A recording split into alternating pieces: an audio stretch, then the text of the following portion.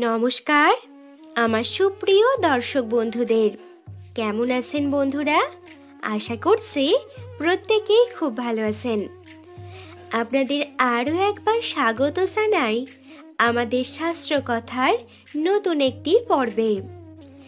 আজ আমি আপনাদের বলবো, আগামী শুক্রবার দোল পূর্ণিমা আসার আগেই নিজের গৃহে সুখ শান্তি বাড়িয়ে তুলতে চাইলে বাড়ি থেকে অবশ্যই এই কয়েকটি জিনিস সরিয়ে ফেলুন, নচেৎ নিজের এবং নিজের পরিবারের বিপদ সহজেই ডেকে আনবেন।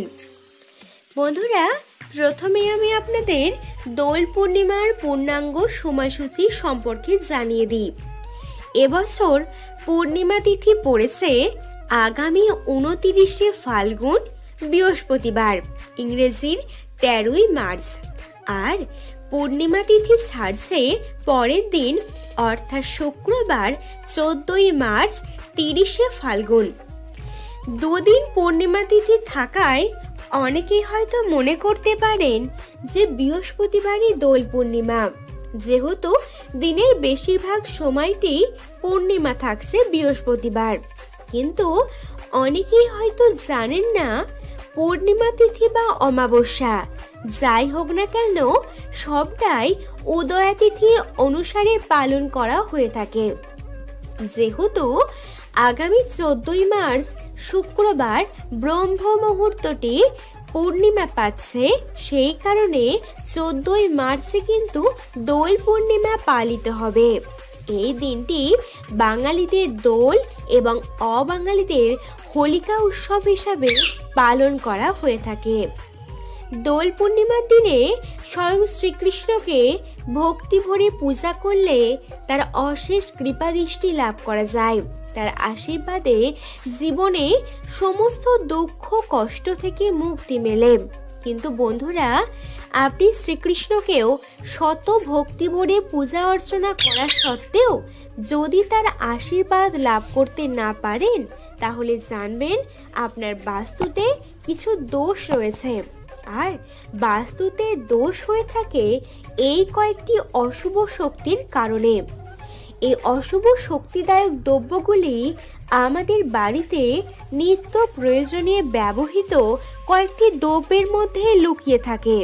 তাই তো শাস্ত্র মতে দোল পূর্ণিমা আসার আগেই বাড়িতে থাকা এই কয়েকটি অশুভ শক্তিদায়ক দ্রব্যকে অতি সত্বর সরিয়ে ফেলতে হবে, তবেই শ্রীকৃষ্ণের আশীর্বাদ আপনি সহজেই লাভ করতে পারবেন।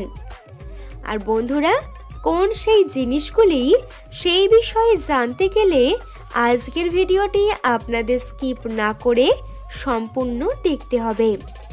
ভিডিওটি দেখার মধ্য দিয়ে যদি একটুও উপকৃত হন, অবশ্যই একটি লাইক করবেন এবং আমাদের এই চ্যানেলটি সাবস্ক্রাইব করে পাশে থাকা নোটিফিকেশন বেলটি অন করে রাখতে ভুলবেন না। চলুন বন্ধুরা, মূল আলোচনায় তাহলে প্রবেশ করা যাক। প্রথমেই যে দ্রব্যটি সরিয়ে ফেলার কথা বলবো সেটি হচ্ছে মাকড়সার জাল। যে সমস্ত ঘরের স্থানগুলি দীর্ঘদিন ব্যবহৃত হয় না, সেগুলিতে মাকড়সার জাল প্রায়শই চোখে পড়ে। এই মাকড়সার জাল একদিকে যেমন বাড়ির সৌন্দর্যকে নষ্ট করে দেয়, অপরদিকে গৃহে অশুভ শক্তির প্রবেশে সাহায্য করে, পরিবারের সুখ শান্তিকে সম্পূর্ণভাবেই নষ্ট করে দেয়। তাই তো শাস্ত্র অনুসারে দোল পূর্ণিমার মতো পবিত্র উৎসবে শ্রীকৃষ্ণকে ভক্তি ভরে গৃহস্থী পূজা করতে হলে তার আগে অবশ্যই ঘরদোর পরিষ্কার করে মাকড়সার জালটিকে সরিয়ে ফেলতে হবে, নচেৎ নিজের জীবনের বিপদ আপনি নিজেই ডেকে আনবেন। দ্বিতীয়ত, ভাঙা কাঁচ বা ভাঙা কোনো রকম দ্রব্য। অনেক সময় আমরা কোনো কাপ বা প্লেট একটুখানি ভেঙে গেলেও সেটি ব্যবহার করে থাকি, বা অনেকে তো ভাঙা আয়নাতেও মুখ দেখেন। আপনারা কি জানেন, বাড়িতে এইরূপ ভাঙা কাঁচের দ্রব্য থাকলে যমরাজ প্রসন্ন হন এবং সেই বাড়িতে তার প্রভাব বিস্তার করতে শুরু করে, যার ফলে বাড়িতে অপমৃত্যুর মতন ঘটনা লেগেই থাকে। আর আমরা তো প্রত্যেকেই আমাদের গৃহস্থের কল্যাণের কথা ভাবি, তাই গৃহস্থের কল্যাণের কথা যদি ভাবেন, অবশ্যই আপনার বাড়িতে যদি এইরূপ কোনো ভাঙা কাঁচের দ্রব্য থাকে, আজই সেটি সরিয়ে ফেলুন, এতে অবশ্যই আপনার ভালো হবে। তৃতীয়ত, বন্ধ হয়ে যাওয়া ঘড়ি। বন্ধ হয়ে যাওয়া ঘড়ি বাড়িতে প্রচুর পরিমাণে নেগেটিভ শক্তির প্রবেশে সাহায্য করে। অনেক সময় দেওয়াল ঘড়ি বা হাত ঘড়ি সেটি বন্ধ হয়ে গেলেও আমরা সেটি বাড়িতেই রেখে দিই। আবার অনেকে আবার সেটি ব্যাটারি পরিবর্তনও করে থাকেন। যদি আপনার তা সম্ভব না হয়, তাহলে ঘড়িটি বাড়ির দেওয়াল থেকে খুলে কোনো ভালো স্থানের মধ্যে রেখে দিন। ভুল করেও বাড়ির দেওয়ালে বন্ধ হয়ে যাওয়া ঘড়ি দীর্ঘদিন টাঙিয়ে রাখবেন না, এতে আপনার পরিবারে অকল্যাণ হতে পারে। অপরদিকে বলা হচ্ছে, বাড়িতে কোনো হিংস্র পশুর ছবি ভুল করেও রাখবেন না। কোনো মৃত প্রাণীর ছবিও কিন্তু রাখা উচিত নয়।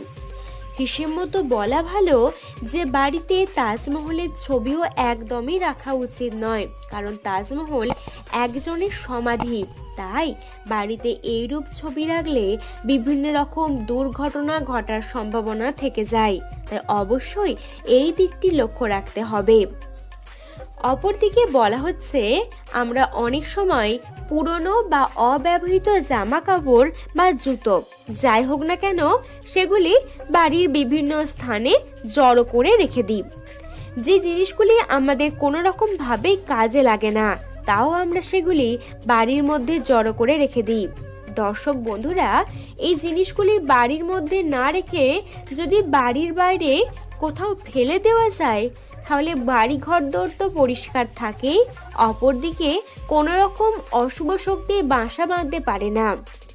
যদি আপনার পক্ষে সম্ভব হয়, তাহলে এইরূপ পুরনো অব্যবহৃত জামা কাপড় আপনি গরিব দুঃখী কোনো মানুষকে দান করতে পারেন, এতে আপনার মঙ্গল হবে এবং পাপের বোঝা কিছুটা হলেও খণ্ডন হবে।